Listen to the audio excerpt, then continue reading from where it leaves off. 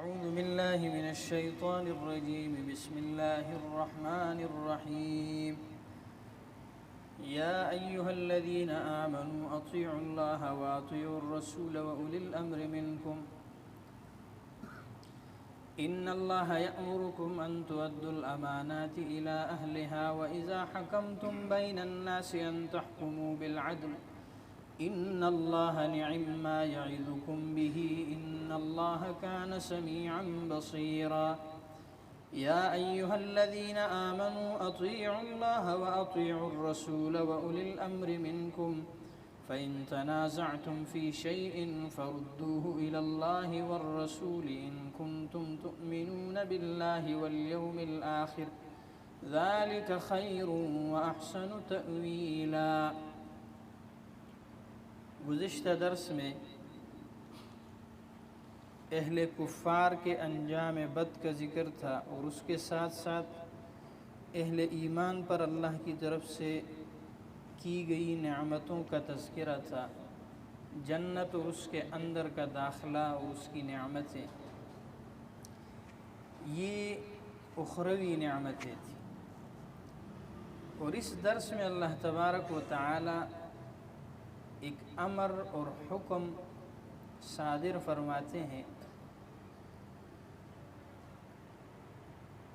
دو صفات کا حکم ہے، وہ دونوں صفات کسی بھی مملکت اور ریاست کی استحکام اور مضبوطی میں اہم کردار ادا کرتے ہیں. چاہے وہ ریاست ہو یا ایک گھر کا ماحول ہو یا کوئی سوسائٹی ہو یا کوئی بھی نظام ہو، اس نظام کے اندر دو چیزیں بڑی کارگر ثابت ہوتی ہیں، ایک عدل و انصاف اور ایک امانت و دیانت. جس معاشرے میں عدل و انصاف نہیں ہوتا، امانت و دیانت نہیں ہوتی، وہاں ظلم اور منافقت آگے بڑھ جاتی ہے. کیونکہ عدل و انصاف کی ضد وہ ظلم ہے. جب عدل نہیں ہوگا تو ظلم ہوگا، انصاف نہیں ہوگا تو ظلم ہوگا، پانی نہیں ہوگا تو پیاس لگے گی، اور امانت و دیانت نہیں ہوگی تو وہاں منافقت پھیلے گی، خیانت بازی ہوگی، معاشرہ برباد اور خراب ہو جائے گا. کسی بھی معاشرے کے لیے یہ دو چیزیں بہت اہم اور ضروری ہیں. ان اللہ یأمرکم، اللہ تمہیں حکم دیتا ہے. اس سے یہ بات ثابت ہو گئی کہ یہ جو حکم اللہ نے دیا ہے، ان تؤدوا الامانات الی اہلہا، امانتوں کو ان کے حقداروں تک پہنچانا اور عدل و انصاف کا معاملہ کرنا. اس حکم کے اولین مخاطب حکماء ہیں. کسی بھی ملک کے امراء اور اس کے ذمہ داران، کسی بھی گھر اور فیملی کے سربراہان، سب سے پہلی نظر میں یہ حضرات اس حکم کے محکوم ہیں، یہ حکم ان کی طرف متوجہ. اور اس کے بعد پھر کل امت اور تمام انسانیت اس امر کی مخاطب ہے. کیونکہ امانت تو صرف عہدوں میں نہیں ہوتا، امانت صرف ملک کی سطح پر نہیں ہوتا، امانت کا تعلق بعض دفعہ عام انسان سے بھی ہوتا ہے. کیونکہ امانت صرف یہ نہیں ہے کہ عہدوں پر اس کے لائق اور فائق لوگوں کو فائز کیا جائے، امانت یہ بھی ہے کہ کسی کے راز کی بات پر پردہ ڈالنا. حدیث میں آتا ہے المجالس بالامانہ، مجلسوں میں کی گئی باتیں وہ امانت ہوتی ہیں، وہ اجازت کے بغیر کسی اور مجالس میں اس کا تذکرہ کرنا جائز نہیں. کسی کا راز اپنے پاس رکھنا، اس کے نشر کرنے کی، اس کو پھیلانے کی اجازت نہیں ہے، تو یہ بھی امانت ہے.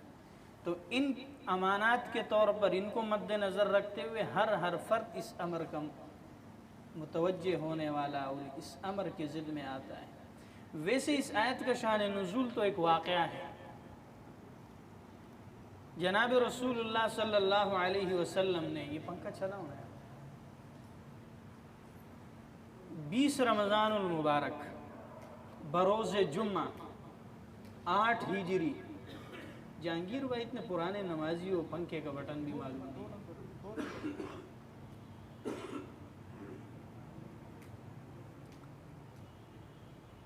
जुम्मतुल मुबारक का दिन था, रमज़ान का महीना था और सन 8 हिजरी, हिजरत के 8वें साल मक्का मुकर्रमा फतह हुआ। नबी करीम सल्लल्लाहु अलैहि वसल्लम शाहाना अंदाज में फातिहाना तौर पर बैतुल्लाह शरीफ में दाखिल हो गए। बड़ी तफसीली कहानी और वाक़यात है, क्या क्या हुआ उसमें, लोगों को मुआफ़ किस तरह किया गया, लेकिन ख़ुलासा ये है कि हुज़ूर अलैहिस्सलातु वस्सलाम ने तवाफ़ किया अपनी सवारी पर ही। जब तवाफ़ करते थे हाथ में एक आसा थी, उस आसा के ज़रिए हजर अस्वद को छूते थे, उसको मस करते थे और आगे गुजर जाते थे। इससे मालूम होता है कि उसको चूमना लाजमी नहीं है, न उसको हाथ लगाना लाजमी, वरना इतना रशकश नहीं था उसको, लेकिन फिर भी आसा के ज़रिए सिर्फ मस किया है आप अलैहिस्सलातु वस्सलाम। तवाफ़ मुकम्मल करने के बाद अल्लाह के नबी ने फरमाया कि बैतुल्लाह की चाबी ले आओ, मैं अंदर जाके नवाफिल अदा करना चाहता हूँ। तो उस वक़्त ज़माने जाहिलियत में बैतुल्लाह शरीफ की खिदमत एक ऊंचा मनसब समझा जाता था। जिस ख़ानदान के पास ये मनसब होता था वो कुरैश में इज़्ज़तदार समझा जाता था। तो बैतुल्लाह शरीफ की सफाई ये हज़रत अली रज़ी अल्लाह तआला अन्हु के ख़ानदान के पास था, और हाजियों को ज़मज़म का पानी पिलाना और हाजियों की खिदमत करना ये भी एक ऊंचा मनसब था, ये हज़रत अब्बास रज़ी अल्लाह अन्हु के पास था। और ये जो कलीद बरदारी, चाबी, इसको खोलना और बंद करना, ये हज़रत उस्मान इब्न तलहा रज़ी अल्लाह अन्हु के पास था। ये उस्मान इब्न तलहा रज़ी अल्लाह अन्हु इस वक्त तक मुसलमान नहीं हुए थे। हुज़ूर अलैहिस्सलातु वस्सलाम ने चाबी तलब फरमाई। अब तो हाकिम वक्त बन गए ना, मक्का फतह हो गया, फातिहाना दाखिल हो गए, अब तो हुक्मरानी है। चाबी तलब फरमाई तो जूँ ही उस्मान इब्न तलहा रज़ी अल्लाह अन्हु ने हाथ बढ़ाया चाबी देने के लिए, हज़रत इब्न अब्बास रज़ी अल्लाह अन्हु ने हुज़ूर अलैहिस्सलातु वस्सलाम को मुखातब करके फरमाया, या रसूल अल्लाह, ये चाबी जो आप इनसे ले रहे हैं ये हमारे हवाले कर दे, ताकि बैतुल्लाह की खिदमत, साफ़ सुथराई और सफाई के साथ साथ ये खिदमत भी हमारे हिस्से में आ जाए। फ़ख्र समझा जाता था। जब ये बात सुनी हज़रत उस्मान इब्न तलहा ने, उन्हें फ़ौरन हाथ पीछे किया, चाबी देने से इनकार किया। हुज़ूर अलैहिस्सलातु वस्सलाम ने फिर तलब किया, हज़रत अब्बास ने फिर ये जुमला दोहराया, उन्होंने फिर हाथ पीछे किया।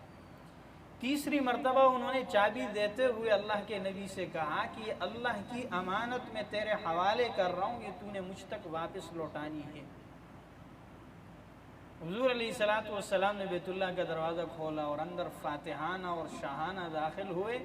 सबसे पहला काम, ये मशहूर है कि आप अलैहिस्सलाम दाखिल हुए और नफल पढ़ के वापस आए। आप अलैहिस्सलातु वस्सलाम ने दाखिल होते ही अल्लाह का शुक्र अदा किया, और उसके बाद जो सबसे पहला काम आप अलैहिस्सलातु वस्सलाम ने किया है वो 360 बुतों का तोड़ फोड़ किया है, उनका सत्यानाश किया है। हज़रत इब्राहीम अलैहिस्सलातु वस्सलाम के ज़माने का और उनकी तरफ मंसूब वो बुत भी वहाँ खड़ा हुआ था, जिसके हाथ में एक ज़बरदस्त किस्म की कुल्हाड़ी भी थी। आप अलैहिस्सलातु वस्सलाम ने उसको तोड़ते हुए जुमला इरशाद फरमाया कि अल्लाह इन मुशरिकीन का नाश करे, अल्लाह इनका ख़ात्मा करे। अब भला इस बुत की निस्बत इब्राहीम की तरफ कैसे करते हैं ये लोग? वो तो बुत शिकन था, बुत परस्त तो नहीं था, वो तो बुतों को तोड़ने वाला था। तमाम बुतों को तोड़ के कुल्हाड़े बड़े बुत के हाथ में, उसमें गर्दन में लटका दी, और जब लोग आए कहा इसी से पूछ लो, असलहा इसके पास से निकला है, इसके गर्दन में कुल्हाड़ी लटक रही है, इसी से पूछो ये छोटों को किसने हलाक किया। अगर तुम इसकी इबादत करते हो, इसके अंदर क़ुव्वत समाअत भी तो होनी चाहिए, क़ुव्वत बसारत होनी चाहिए।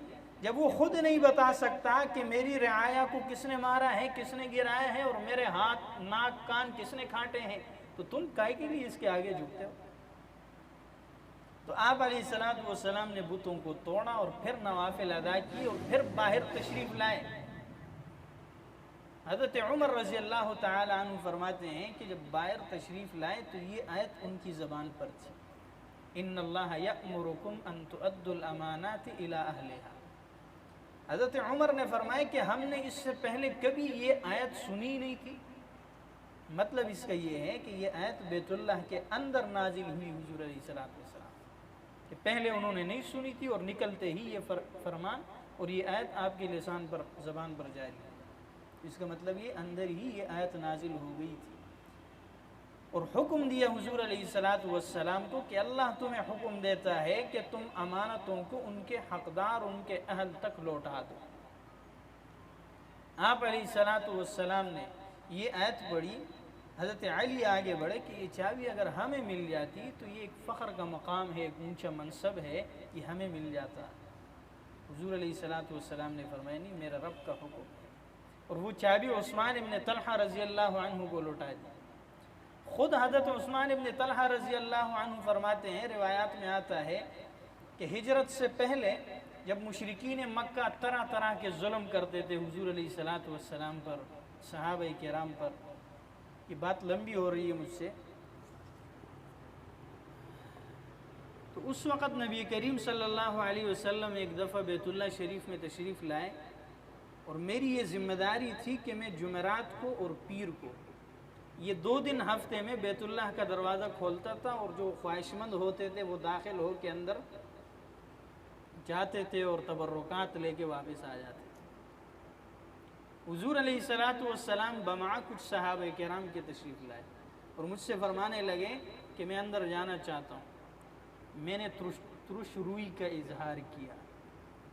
عثمان ابن طلحہ فرماتے میں نے چہرہ متغیر کر کے غصے کی حالت میں ان کی طرف دیکھا کہ تم کیوں جا رہے ہو، تمہارا دین ابراہیمی سے کیا لینا دینا؟ وہ خود کو ملت ابراہیمی پر سمجھتے تھے نا مشرکین مکہ۔ حضور علیہ السلام نے وہاں ایک جملہ ارشاد فرمایا تھا، ہجرت سے پہلے، فتح مکہ سے پہلے، عثمان ابن طلحہ رضی اللہ عنہ سے فرمایا کہ ایک دن آئے گا کہ یہ جو تیرے ہاتھ میں چابی ہے بیت اللہ کی، یہ میرے ہاتھ میں ہوگی، اور پھر جس کو میرا دل چاہے گا میں اس کو دے دوں گا۔ حضرت عثمان ابن طلحہ فرماتے ہیں کہ میں نے جواباً یہ جملہ کہا کہ اس وقت تو قریش ذلیل اور ہلاک ہو چکے ہوں گے، یعنی ان کے مرنے کے بعد ہی یہ چابی تمہارے ہاتھ لگے گی۔ قریش زندہ ہوں اور تمہیں یہ چابی ملے، یہ نہیں ہو سکتا، یا تو ہلاک ہو گئے ہوں گے یا ذلیل اور رسوا ہو گئے ہوں گے۔ حضور علیہ السلام نے فرمایا کہ نہیں، ان دونوں میں سے کچھ بھی نہیں ہوگا، وہ عزت دار ہوں گے اس وقت، اور وہ زندہ روئے زمین پر ہوں گے، لیکن یہ چابی میرے ہاتھ میں۔ یہ جملہ کہہ کے آپ علیہ السلام اندر چلے گئے، اور بات ادھر ادھر، سال گزر گئے، ہجرت ہوئی، مکہ فتح ہوا، جب واپس تشریف لائے چابی مجھے لوٹائی، مجھے یاد نہیں وہ جملہ جو کہا تھا کہ حساب سے، جب مجھے چابی لوٹائی اور میں جانے لگا تو پیچھے سے آواز آئی، عثمان وہ جو میں نے بات تم سے کہی تھی وہ ہو کر رہی یا نہیں رہی؟ جو ہی یہ جملہ ارشاد فرمایا فوراً میری میموری پیچھے کی طرف چلی، وہ بات یاد آ گئی، اور میں مڑ کے حضور علیہ السلام کی طرف دیکھا کہ آپ تو وہ ہستی ہیں جو کہتے ہیں اللہ وہ کر کے رہتا ہے۔ یہ جملہ اور یہ ارشاد عثمان ابن طلحہ کے ایمان لانے کا سبب بنا، وہیں پہ وہ مسلمان ہو گئے اور ایمان لے آئے۔ آپ علیہ السلام نے فرمایا کہ یہ جو چابی تمہارے حوالے کی گئی ہے یہ سوائے ظالم کے کوئی اور تمہارے ہاتھ سے نہیں لے سکتا۔ تو آج تک وہ چابی عثمان ابن طلحہ کی اولاد میں درجہ بدرجہ تبدیل ہوتی ہوئی آ رہی ہے، آج بھی جن کے پاس ہے وہ انہی کے خاندان میں سے۔ تو یہ آیت نازل ہوئی اس پس منظر میں، لیکن مخاطبین اس کی پوری امت ہے۔ عام طور پر ہوتا یہ ہے کہ خطاب نبی کو ہوتا ہے، رسول کو ہوتا ہے، لیکن مراد اس سے امت ہوتی ہے۔ یا ایھا النبی اذا طلقتم النساء فطلقوهن، کہ اے نبی جب آپ طلاق دینا چاہیں اپنی عورتوں کو، تو نبی نے تو طلاق نہیں دیا اور احکامات طلاق کے نازل کر دیے۔ مطلب یہ ہے کہ خطاب نبی کو ہے، رسول کو ہے، مراد اس سے امت ہے، تعلیم امت ہے۔ یا ایھا النبی لم تحرم ما احل اللہ لک، آپ کیوں حرام کرتے ہیں اپنے اوپر وہ چیزیں اے پیغمبر جو آپ کے لیے حلال کی گئی ہیں؟ تعلیم امت کو ہے، حلال چیزیں حرام نہیں کی جا سکتی، حرام حلال نہیں ہو سکتی۔ تو اس آیت سے بھی مراد پوری امت ہے، تعلیم امت کے لیے ہے کہ آپ کو اللہ کی طرف سے حکم ہے، حاکم وقت کو حکم ہے، کس کی طرف سے؟ حاکم اعلیٰ کی طرف سے۔ اس میں اشارہ ہے کہ جتنا بھی کوئی بڑا بادشاہ اور سلطان ہو، وہ حقیقی بادشاہ نہیں ہوتا، وہ اصلی حاکم نہیں ہوتا، بلکہ حاکمیت اعلیٰ وہ اللہ کی ذات کی ہوتی ہے۔ جو آج ہم پر ہے، مسلط ہے، یہ عارضی ہے، آج ہے کل نہیں ہے۔ اصل حاکمیت وہ اس ذات کی ہے جو حکم دے رہا ہے ان تؤدوا الامانات الی اہلہا، کہ تم لوٹاؤ امانتوں کو الی اہلہا، ان کے اہل کی طرف، حقداروں کی طرف۔ وَإِذَا حَكَمْتُمْ بَيْنَ النَّاسِ أَن تَحْكُمُوا بِالْعَدْلِ، یہ تو امانت کی بات تھی، اور امانت کے بارے میں اللہ کے نبی نے فرمایا کہ یہ دین کا ایک حصہ ہے۔ حضرت انس رضی اللہ تعالی عنہ ایک صحابی رسول ہیں جو 8 سال کی عمر سے آخر تک حضور علیہ السلام کی صحبت میں رہے، آپ کے حضر و سفر کے ساتھی رہے، آپ کے مسواک اور لوٹا اور جے نماز اور یہ ضروریات کے اشیاء حضرت انس کے پاس ہوا کرتی تھی۔ فرماتے ہیں کہ بہت کم ایسا ہوا ہوگا کہ آپ نے خطبہ ارشاد فرمایا ہوگا اور اس میں یہ جملہ نہیں دہرایا ہوگا کہ لا ایمان لمن لا امانت لہ، کہ اس کا کوئی ایمان نہیں ہے جس کے اندر امانت نہ ہو، دیانت نہ ہو، اس کا کوئی ایمان نہیں۔ لا دین لمن لا عہد لہ، جو عہد و پیمان کا پابند نہ ہو اس کا کوئی دین نہیں ہے، وہ صرف نسبت اپنی دین اسلام کی طرف کر رہا ہے، حقیقت وہ کامل مومن اور مسلمان نہیں۔ اللہ ان تؤدوا الامانات الی اہلہا، اس میں یہ عہدے بھی آ جاتے ہیں۔ حاکمین کو، حکماء کو مخاطب کیا ہے کہ ایک حدیث میں آتا ہے حضور علیہ السلام نے فرمایا کہ جب کسی کو ذمہ داری دی جائے مسلمانوں کی اور ان کی سرزمین کی، اور وہ پھر کسی منصب اور عہدے پر غیر لائق اور نااہل بندے کو سفارش اور تعلق کی بنا پر مسلط کرتا ہے، تو اس کی نہ نفل قبول ہے نہ فرض قبول ہے، یہاں تک کہ وہ جہنم میں داخل ہو جائے۔ آج دیکھیں ہمارے کرسیوں پہ کون بیٹھ گئے، اللہ اکبر کبیرہ، یہ امانت ہے۔ اور آگے حکم دے رہے عدل و انصاف کا، وَإِذَا حَكَمْتُمْ بَيْنَ النَّاسِ، جب آپ فیصلہ کرو لوگوں کے درمیان۔ یہ بھی اولین مخاطب اس کے حکماء ہے، حاکم وقت ہے، ایس ایچ او صاحب ہے، ڈی پی او صاحب ہے، ڈی ایس پی صاحب ہے، فلاں صاحب فلاں صاحب، اور عام مخاطبین اس کا میں بھی ہوں اور آپ بھی، کہ اگر وہ فیصلہ کرتے ہیں وہ بھی حق پر، اور ان کے فیصلے کے آگے ایک رہنما اصول وہ قرآن و سنت ہونا چاہیے، اگر اس سے آگے پیچھے ہوتے ہیں تو یہ ظلم ہے۔ اللہ اذا وسد الامر الى غیر اہلہ فانتظر الساعہ، اللہ کے نبی نے فرمایا جب کوئی بھی عہدہ کسی نااہل کی طرف سونپا جائے تو پھر اس وقت قیامت کا انتظار کرو، قیامت کی نشانی ایسا ہے، پوری ہو گئی ہے اکثر بابا، انتظار کرتے رہو۔ وَإِذَا حَكَمْتُمْ بَيْنَ النَّاسِ أَن تَحْكُمُوا بِالْعَدْلِ، جب تم فیصلہ کرو لوگوں کے درمیان تو عدل سے کام لیا کرو، عدل سے فیصلے کیا کرو، ظلم نہ کیا کرو، تعلق ہو، رشتہ داری ہو، اور کچھ ہاتھ چھپا کے تمہاری جیب میں ڈالتا ہو، اس کی رعایت اور اس کا خیال نہیں ہونا چاہیے، بلکہ عدل سے کام لینا چاہیے۔ ان اللہ نعم ما یعظکم بہ، جو اللہ بیان کرتا ہے، واعظ و نصیحت کرتا ہے، یہ بڑی اچھی نصیحت ہے، اس پر اگر کوئی شخص عمل پیرا ہوتا ہے دنیا بھی بن جائے گی اور آخرت بھی بن جائے گا۔ ان اللہ کان سمیعا بصیرا، بے شک اللہ تبارک و تعالی سننے والا ہے، کہ تم رات کے اندھیروں میں کاغذوں پر دستخط کرو گے، وہ دیکھنے والا ہے، سنتا ہے تمہارے فیصلوں کو، عدل سے کام لیتے ہو یا نہیں لیتے، اور دیکھتا ہے رات کے اندھیروں میں، تاریکیوں میں بھی، کہ تمہارے دستخط کہاں ہونے چاہیے اور کہاں تم کر رہے ہو، یہ سب کچھ اللہ کے سامنے ہے۔ تو اللہ ہمیں حق پر چلنے کی اور حق